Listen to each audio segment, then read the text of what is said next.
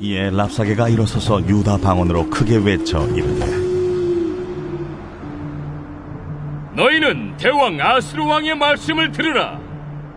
왕의 말씀에 너희는 히스기야에게 미혹되지 말라. 그가 능히 너희를 건지지 못할 것이니라. 히스기야가 너희에게 여호와를 신뢰하게 하려는 것을 따르지 말라. 그가 말하기를 여호와께서 반드시 우리를 건지시리니 이 성이 아수르 왕의 손에 넘어가지 아니하니라 할지라도 히스기야의 말을 듣지 말라. 아수르 왕이 또 이같이 말씀하시기를 너희는 내게 항복하고 내게로 나아오라. 그리하면 너희가 각각 자기의 포도와 자기의 무화과를 먹을 것이며 각각 자기의 우물물을 마실 것이요 내가 와서 너희를 너희 본토와 같이 곡식과 포도주와 떡과 포도원이 있는 땅에 옮기기까지 하리라. 혹시 히스기야가 너희에게 이르기를 여호와께서 우리를 건지시리라 할지라도 속지 말라. 열국의 신들 중에 자기의 땅을 아수르 왕의 손에서 건진 자가 있느냐? 하맛과 아르밧의 신들이 어디 있느냐? 스발라임의 신들이 어디 있느냐? 그들이 사마리아를 내 손에서 건졌느냐? 이 열방의 신들 중에 어떤 신이 자기의 나라를 내 손에서 건져냈기에 여호와가 능히 예루살렘을 내 손에서 건지겠느냐 하셨느니라. 그러나 그들이 잠잠하여 한 말도 대답하지 아니하였으니 이는 왕이 그들에게 명령하여 대답하지 말라 하였음이었더라. 그때에 힐기야의 아들 왕궁 맡은 자 엘리야김과 서기관 셈나와 아삽의 아들 사관 요아가 자기의 옷을 찢고 히스기야에게 나아가서 랍사게의 말을 그에게 전하니라. 이럴 때 백성들은 어떻게 했을까요? 21절 가보십시오. 시작. 그러나 그들이 어떻게 했어요? 잠잠하여 한 말도 대답하지 아니했다 그랬습니다. 왜냐하면 그 다음 뭐라고 말씀하느냐면 왕이 그들에게 명령하여 대답하지 말라고 이야기했기 때문에. 그러니까 히스기야 왕은 미리 백성들에게 이야기한 겁니다.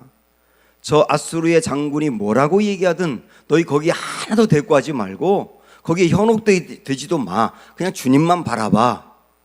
그게 바로 잠잠하라 그 말이죠. 이 오늘 말씀의 핵심이 잠잠하라예요. 지금도 여러분에게 굉장히 많은 객관적인 상황을 두고 사단이 이야기하고 주위의 사람들이 이야기하고 그렇지만 그 상황에서 우리가 취할 수 있는 자세가 뭐라고요? 잠잠하는 거라고요. 잠잠한다는 말은 주님만 바라본다예요. 잠잠하라가 뭐라고요? 주님만 바라본다. 이 상황에서도 나는 주님만 바라본다. 마치 이스라엘 백성들이 홍해를 만났을 때 그 홍해가 앞을 꽉 가로막고 있을 때 그때 이스라엘 다른 백성들은 막 소리를 치며 원망하며 여기서 다 죽었다고 비관적인 말을 하며 막 그렇게 떠들 때 그때 하나님이 모세를 통해서 주었던 말씀이 뭡니까? 너희는 가만히 있어. 여호와가 하나님이신 것을 알게 될지어다.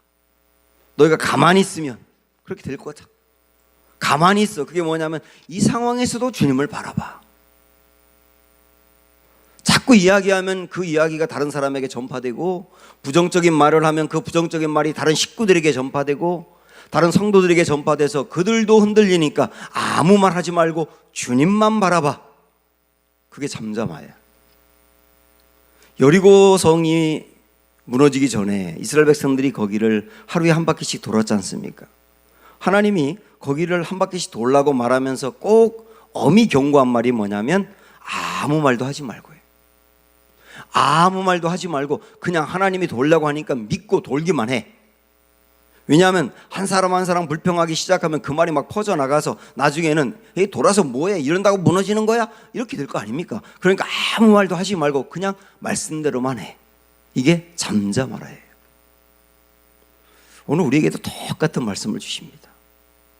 사랑하는 여러분, 지금 나를 위협하고 힘들게 만들고 고민에 빠뜨리며 공고하게 만드는 그런 어려움들이 있어서 그것 때문에 사단이 내 마음에 오만 가지 생각을 주더라도 오늘 이 말씀 그대로 잠잠하시기를 축복합니다. 사실 히스기야가 백성들에게 너희가 무슨 말을 듣더라도 잠잠해라고 엄히 이렇게 경고했지 않습니까? 굉장한 믿음인 거죠. 이 히스기야는 진짜 하나님을 믿는 거죠. 오늘 이 랍사게가 백성들에게 너희의 왕이 뭐라고 말해도 듣지 마, 그렇게 말하면서 우리가 조금 아까 읽었던 15절에서도 뭐라고 하느냐면 중간쯤에 그렇게 말해요. 여호와께서 반드시 우리를 건지시리니 이 성이 아수르 왕의 손에 넘어가지 아니하겠다고 할지라도. 그러니까 이런 얘기예요.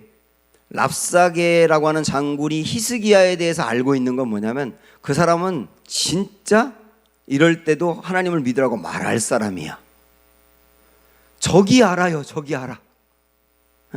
히스기야의 믿음에 대해서 적이 알아요. 아수르의 장군이 안다고, 그걸 안다고.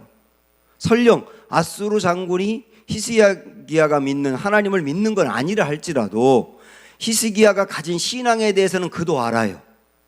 저는 이 묵상하는데 이 말씀이 참 강하게 다가오더라고요. 우리 주변에 믿지 않는 가족이라든지 여러분 일터나 가까운 이들 중에 믿지 않는 사람들이 나를 바라보면서 내가 당신과 똑같은 신앙은 갖지 않는다 하더라도 당신이 하고 있는 신앙생활은 내가 믿겠다고, 당신은 진짜 믿는 사람 같다고 이렇게 말했다는 것과 똑같아요.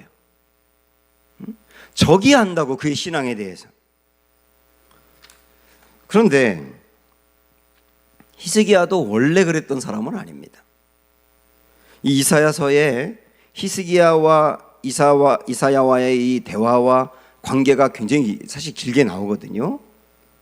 근데 히스기야가 원래 그랬던 사람은 아니에요. 30장에 보면은 이 아수르의 왕이 이스라엘을 위협할 때 히스기야가 하나님께 기도하지도 않고 애굽으로 얼른 사람들을 보내서 우리 도와달라 그랬어요. 하나님께 묻지도 않고요. 그래서 애굽과 이렇게 동맹 관계를 맺었다니까요. 원래 그랬습니다. 히스기야가. 그것에 대해서 이사야가 책망을 했습니다. 왜 왕은 하나님께 묻지도 아니하며 애굽을 의지합니까? 그러면서 선지자가 왕을 책망했다고요. 그렇게 히스기야는 원래부터 믿음이 대단하다거나 원래 어려움을 당할 때부터 진짜 하나님을 믿거나 그런 것은 아니었다는 얘기예요. 그런데 한번 좀 앞으로 넘어가셔서 30장 15절을 보세요. 여기 이제 이사야가 하나님의 말씀을 받아서 왕과 백성들에게 하는 말입니다. 30장 15절 시작. 주 여호와 이스라엘의 거룩하신 이가 이같이 말씀하시되 너희가 돌이켜 조용히 있어야 구원을 얻을 것이요 잠잠하고 신뢰하여 힘을 얻을 것이거늘 너희가 원하지 아니하고, 이렇게 나오지요. 여기서 이사야가 히스기야에게 하는 말이 뭡니까? 조용히 있어라. 아수르가 뭐라고 말해도 조용히 있어라. 잠잠히 있으면서 여호와를 신뢰하라. 그러지 않습니까? 이게 참 귀한 게 뭐냐면 여기 보세요. 이제 원래 히스기야가 처음부터 대단한 믿음은 아니었다고요. 그런데 이사야가 말씀으로 히스기야에게 알려준 거예요. 잠잠히 있어야 된다고. 하나님만 바라보고 잠잠히 있어야 된다고. 그리고서 오늘 우리가 읽었던 말씀 21절, 랍사게가 이스라엘을 위협할 때 히스기야가 뭐라고 말했어요? 잠잠하라, 이렇게 말했죠. 이게 중요한 겁니다. 원래 굉장한 신앙은 아니었는데 말씀을 들으면서 믿음이 생긴 겁니다. 그러면서 그 말씀을 그대로 적용을 한 겁니다. 그게 잠잠하라예요. 우리도 처음부터 뭐 굉장한 믿음을 갖는다거나 어려움을 당할 때 처음부터 하나님만 온전히 믿는다거나 그런 건 아니어서 허둥대고 절망하기도 하고 낙심하기도 하고 하나님이 아닌 다른 것을 의지하기도 하고 기도도 안 하고 그럴 수 있어요. 그런데 그때 우리에게 전해주는 말씀, 설교를 통해서라든지 주변에 있는 사람들을 통해서라든지 아니면 내가 말씀을 묵상할 때 하나님만 바라봐야 돼, 이렇게 우리에게 말씀이 들리지 않습니까? 그 말씀을 붙들고 그 다음부터는 하나님의 말씀대로 믿음으로 나아가는 게 이게 중요한 신앙이라고요. 이렇게 히스기야는 믿음이 진보했지 않습니까? 이사야서에서 여러분, 이사야서가 아주 중요한 거는, 이사야서는 남쪽 유다가 위기 상황에 빠져 있을 때 주었던 말씀이에요. 그래서 내 인생에 위기가 찾아왔다고 할 때는 이사야서를 읽으셔야 되는 겁니다. 어떻게 위기를 극복할지에 대해서 조목조목 알려주는 말씀이 이사야서라고요. 그런데 그 이사야서에서 상당히 중요한 구절, 이사야서 7장 9절이거든요. 거기 한번 가보십시오.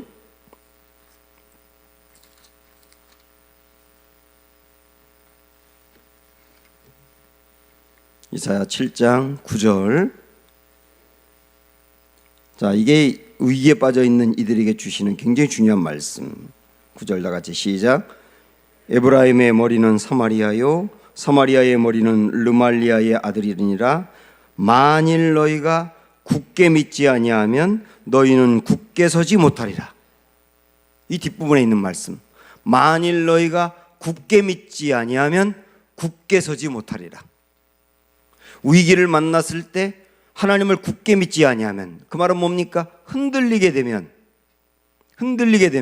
너희 인생이, 믿음이 흔들리게 되면 인생이 흔들리리라, 그 말이에요. 그러나 위기를 만났을 때도 굳게 믿으면, 하나님 앞에 굳게 믿고 흔들리지 아니하면, 믿음이 흔들리지 아니하면 인생이 흔들리지 않는다, 그 얘기입니다. 이게 얼마나 중요한 말씀입니까? 지금 이 이야기를 7장에 있는 이 말씀은 누구에게 주느냐 하면 아하스 왕에게 주는 거예요. 히스기야의 아버지였던 아하스 왕. 그러니까 7장 이쪽은 아하스와 관련된 내용이고, 뒤쪽으로 가면서 그의 아들인 히스기야와 관련된 내용으로 이렇게 이어지지 않습니까? 그런데 아하스에게 주는 말씀인데, 우리 한번 1절 보시면, 우시아의 손자요 요담의 아들인 유다의 아하스 왕 때에, 이렇게 나오면서 말씀을 줬지 않습니까? 그런데 이 말씀을 주면서 아하스에게도 위기 상황에서 뭐라고 말씀을 줬냐면 3절 4절 보시면, 그때의 여호와께서 이사야에게 이르시되 너와 내 아들 스말 야숲의 윗못 수도 끝 세탁자의 밭 큰 길에 나가서 아하스를 만나. 그 다음 뭐라고 말했냐면 그에게 이르기를 너는 삼가며 조용하라. 똑같이 나오잖아요. 아수르가 공격할 때 너는 삼가며 조용하라. 이 조용하라는 말씀이 오늘 말씀에 잠잠하라지 않습니까? 그러니까 아수르의 위기를 만났을 때 히스기야에게도 하나님이 주셨던 말씀이 잠잠하라였고, 아하스에게 주었던 말씀도 잠잠하라였어요. 그러나 아하스는 이 말씀을 받았지만, 그러나 이 말씀을 전혀 믿음으로 붙들지 않고 나아가는 바람에 그의 인생이 완전히 깨져버리게 된 거예요. 그러나 히스기야는 똑같은 말씀을 받았을 때 믿음으로 굳게 잡으니까 그의 인생이 아수르가 위협할 때도 잠잠해, 흔들리지 마, 하나님이 도와주실 거야, 이렇게 나가지 않습니까? 자, 이제 우리가 비교가 됐습니다. 사랑하는 여러분, 우리에게 하나님이 믿음을 가지라고 말씀을 하거든요. 설교자를 통하여, 말씀을 통하여 끊임없이 주시는 말씀이 이 상황에서도 믿음을 가져. 그때 여러분이 아하스같이 받을 수도 있고 히스기야같이 받을 수도 있어요.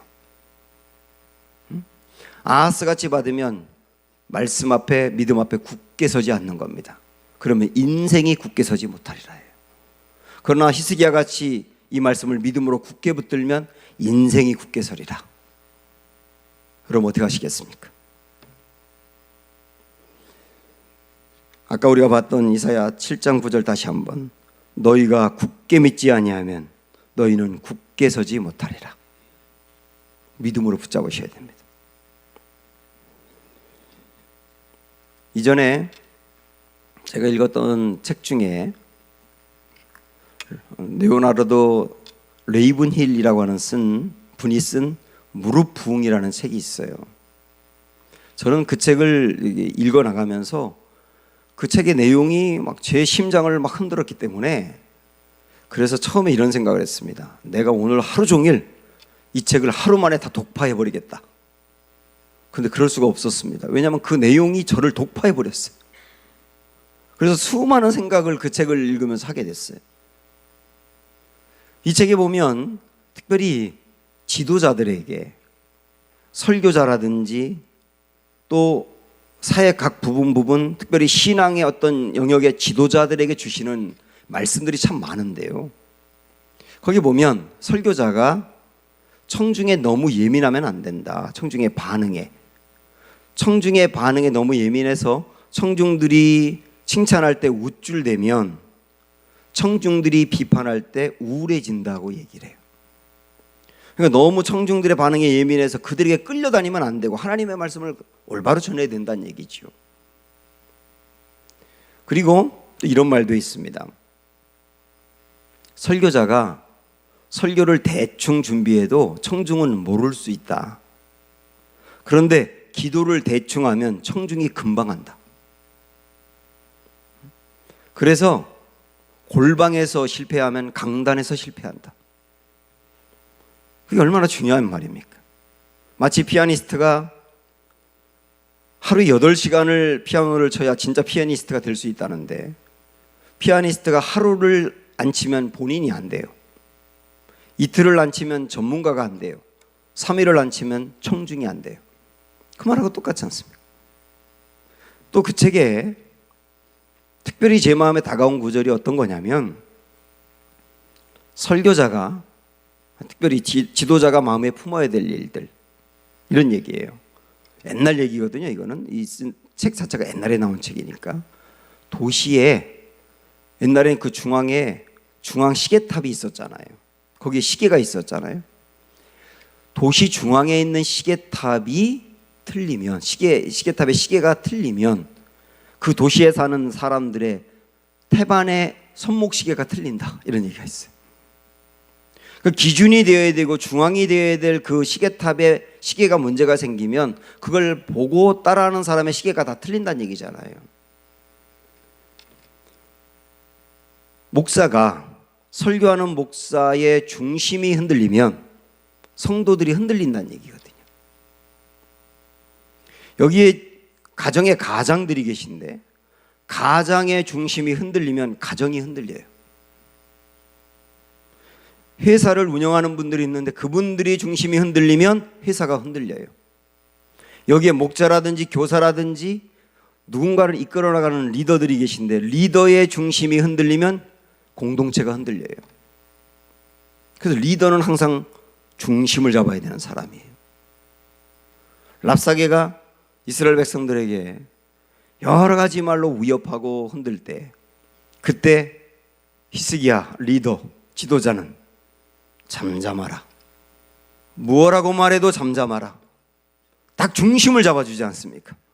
그러니까 백성들도 그 말을 듣고 중심을 잡지 않습니까? 결국 이렇게 이겨나간 거라니까요. 여기에 계신 리더들이요, 가정의 가장들이요, 그리고 어느 공동체라든지 책임지고 있는 이들이요, 여러분 중심을 잡으십시오. 여호와 하나님은 살아계십니다. 어떤 경우든 진짜 하나님을 믿는 이 믿음을 갖고 올곧게 나아가서 여러분이 속해 있는 공동체가 살아나고 생기는 은혜가 있기를 주님의 이름으로 축복합니다. 너희는 가만히 있어. 우리 함께 찬양합니다.